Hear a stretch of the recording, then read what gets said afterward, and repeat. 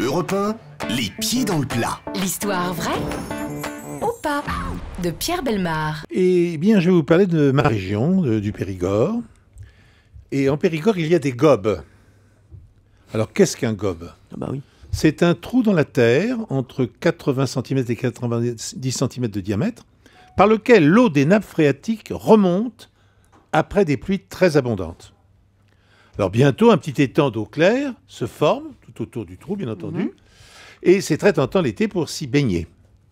C'est ce qui est arrivé au fils Gontreau, âgé de 13 ans, et qui savait parfaitement nager. Nous sommes en 1778. Après plusieurs orages violents, le gobe, qui se trouve sur la propriété, crache son eau, et bientôt, un petit étang se forme. Le soleil revenant, en ce bel été, le fils Gontreau se jette à l'eau. Mais au même moment, l'eau du gobe commence à redescendre dans la nappe phréatique, et le jeune homme est irrésistiblement aspiré. Il a disparu sans qu'il fût possible de lui porter secours. Un mois plus tard, à l'occasion de nouvelles violentes pluies, le corps du jeune homme remonta par le même gobe et sa famille put enfin lui donner une sépulture.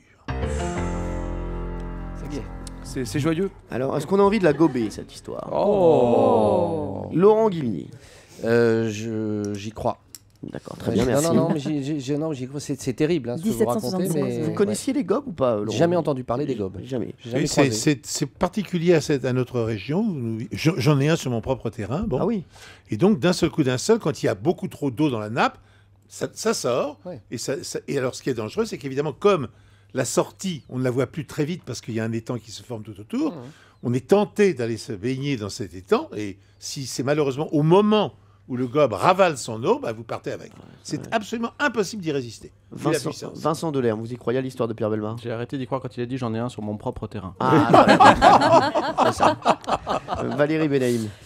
J'y crois, on entend des histoires de baïnes, de choses comme ça. Pourquoi pas? Le gobe, j'ignorais son existence, mais après tout, pourquoi pas? Et Jérémy Ferrari. Oui, j'y crois. J'ai déjà entendu parler de ces histoires venant également de province, etc. Il y en a aussi dans les Ardennes où il y a de grandes pluies, donc j'ai déjà entendu parler de ça. Alors Cyril, les gobes, est-ce que vous y croyez? À l'histoire, toute l'histoire de Pierre. Je vais avoir tendance à y croire, j'ai juste un doute sur le diamètre des trous. Ça me paraît pas très grand pour absorber le corps d'un homme.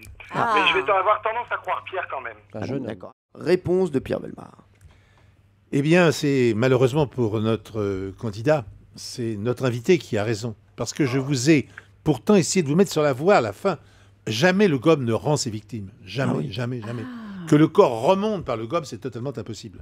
Donc jamais il ne les rend. Donc il y a eu beaucoup de victimes à travers l'histoire, bien sûr. On n'a jamais retrouvé mais l'enfant. on n'a jamais retrouvé qui que ce soit. Ah, d'accord, eh ben, merci. En fait, c'était encore plus triste que ce que vous avez Ah oui, c'est encore C'est bon pire. pour le moral. C'est encore pire. Merci.